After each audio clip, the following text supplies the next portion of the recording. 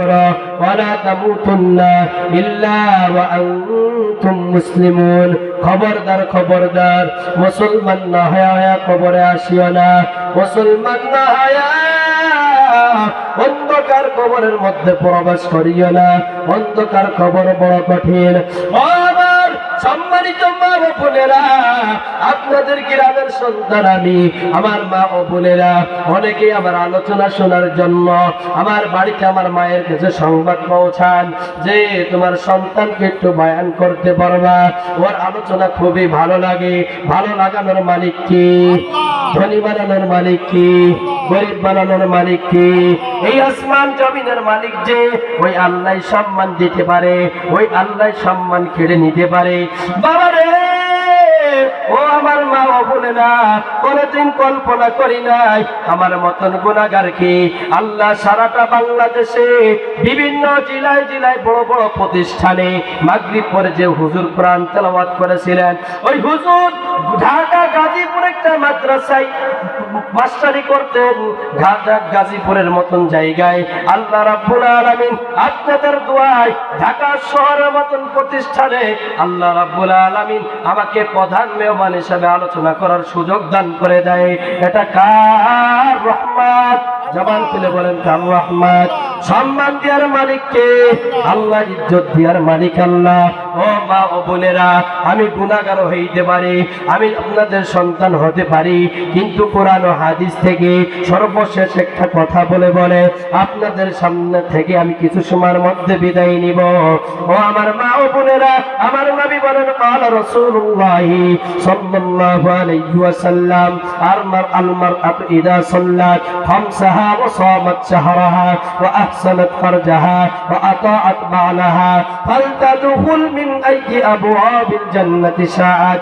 আমার নবী বলেন, ও আমার মা ও বোনেরা, তোমাদের জন্য চারটা আমল। কয়টা আমল? জবান খুলে বল, কয়টা আমল তোমাদের জন্য? চারটা আমল। ও আমার মা ও বোনেরা, আমি শামসুল হক বেলালী তোমাদের সন্তান, তোমাদেরকে একটা আমলের কথা বলবো। এই চারটা আমল যদি তোমরা যথাযথভাবে আদায় করতে পারো, তাহলে আল্লাহর জান্নাতের যে কোনো দরজা দিয়ে জান্নাতের মধ্যে প্রবেশ করতে পারবা। জবান খুলে বলা যাবে কি সুবহানাল্লাহ? ও কুকিলের মুসলমান, ওই অত্র এলাকার মা ও বোনেরা রে, দিলের কান লাগায় শোনার জন্য আমি তোমাদের সন্তান অনুরোধ করে করে বলবো, শেষ বয়ান মনে করে শোনো, শেষ আলোচনা মনে করে শোনো।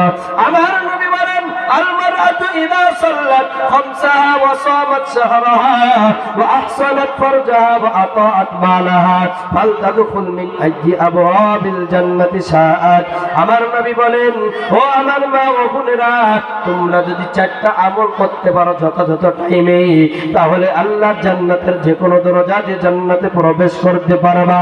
আল মারআতু ইযা সাল্লাত খামসাহা, এক নম্বরে আমার নবী বলেন, খামসাহা, পাঁচ ওয়াক্ত নামাজ।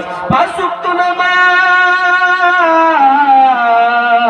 যদি মা ও বোনেরা তোমরা যদি যথাযথভাবে সঠিক সময় টাইম মতন যদি আদায় করতে পারো, তাহলে আল্লাহর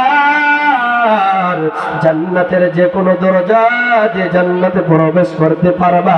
জোরে জোরে বলা যাবে কি সুবহানাল্লাহ? সহজ আমল একদম।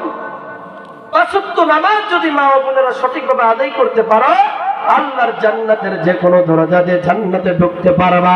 আল মারআতু ইযা সাল্লাত খামসাহা ওয়া সামাত শাহরাহা। ও আমার মা ও বোনেরা, আমার সম্মানিত ভদ্রালালের মা ও বোনেরা, দিলের কান লাগায় শোনো রে মা।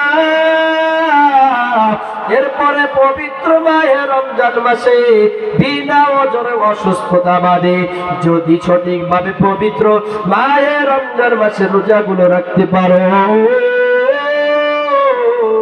তাহলে আল্লাহর জান্নাতের যে কোনো দরজা দিয়ে জান্নাতে প্রবেশ করতে পারবা। জোরে জোরে বলা যাবে কি সুবহানাল্লাহ? আরে নবীর আশিকের দল, আরে নবীর উম্মতের দল।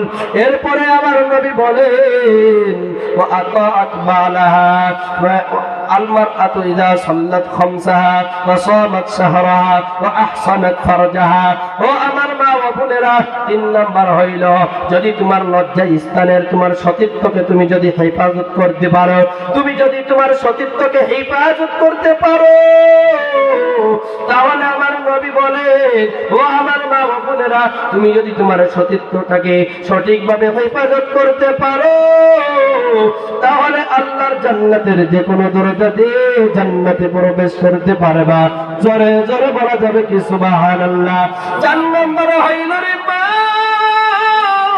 وأطاعت بعلها فلتدخل من أي أبواب الجنة شاءت شاءت যদি স্বামীর খেদমত 4 নম্বর হইল স্বামীর খেদমত